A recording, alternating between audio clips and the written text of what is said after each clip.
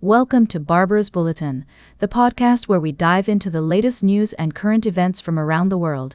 I'm your host, Barbara, and I'm excited to share today's top stories with you.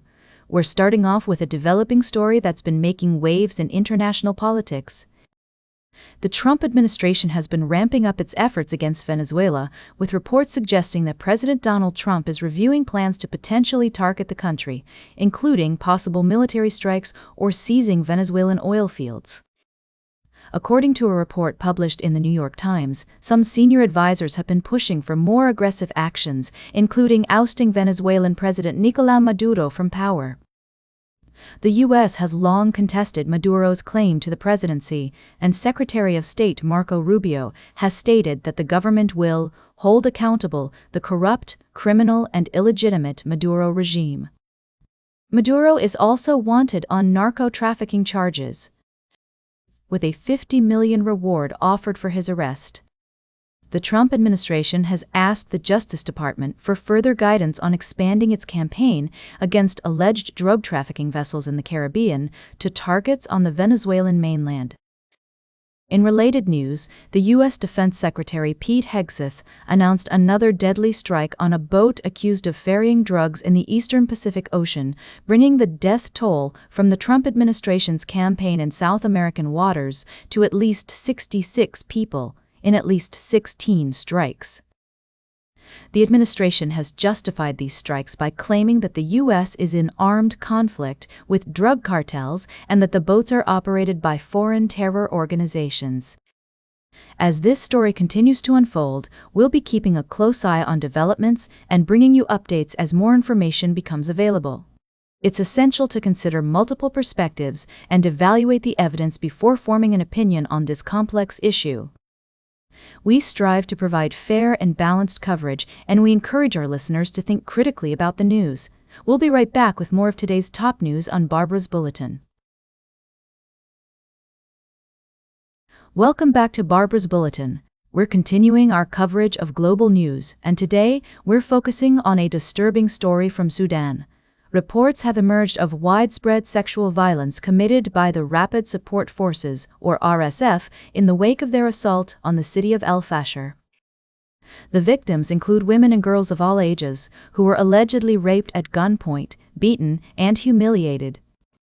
According to Doctors Without Borders, over 300 survivors of sexual violence have sought care from their teams in Tawila, a town that's already hosting hundreds of thousands of displaced people.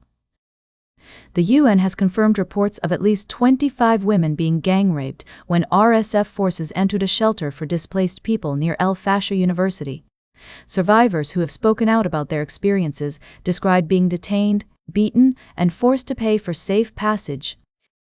They also report seeing men slaughtered with knives by RSF fighters and being subjected to torture and humiliation. It's essential to note that both the Sudanese army and the RSF have been accused of committing atrocities, including conflict-related sexual violence, in the past. The international community has called for an immediate investigation into these allegations and for those responsible to be held accountable. The situation in Tawila is dire, with hundreds of people living in makeshift tents, struggling to access basic necessities like food, water, and medicine. Humanitarian organizations are urging the international community to provide immediate support to address the crisis. As we continue to follow this story, it's crucial to remember that the victims of these atrocities deserve our attention, support, and solidarity. We must also acknowledge the complexity of the conflict in Sudan and the need for a nuanced understanding of the issues at play. Welcome back to Barbara's Bulletin. I'm your host, Barbara.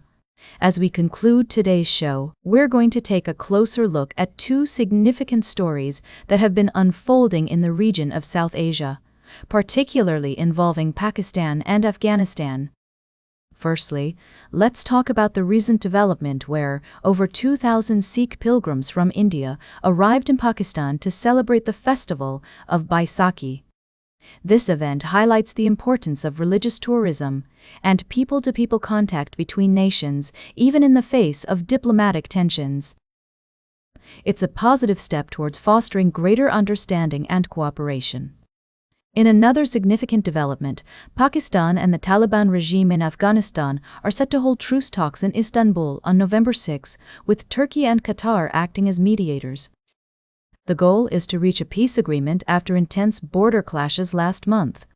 However, experts warn that many technical questions remain unanswered, including who should monitor compliance with the ceasefire and how to address the deep mistrust between Kabul and Islamabad.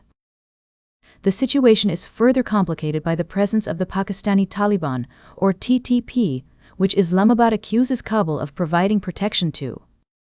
The Taliban rulers in Kabul deny this, but the increase in attacks and assaults in Pakistan since the Taliban seized power in Afghanistan has put pressure on the talks. As we consider these developments, it's essential to recognize the complexities and challenges involved.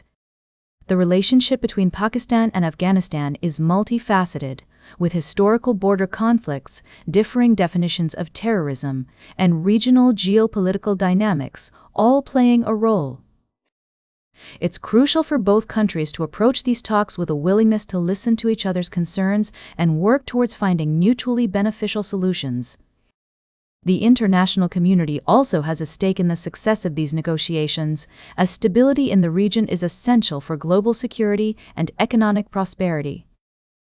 As we wrap up today's show, I want to emphasize the importance of staying informed about these critical issues and engaging in respectful dialogue with others. By doing so, we can gain a deeper understanding of the complexities at play and work towards creating a more peaceful and stable world. That's all for today's Barbara's Bulletin. Remember to like, share, and subscribe. And until next time, stay engaged.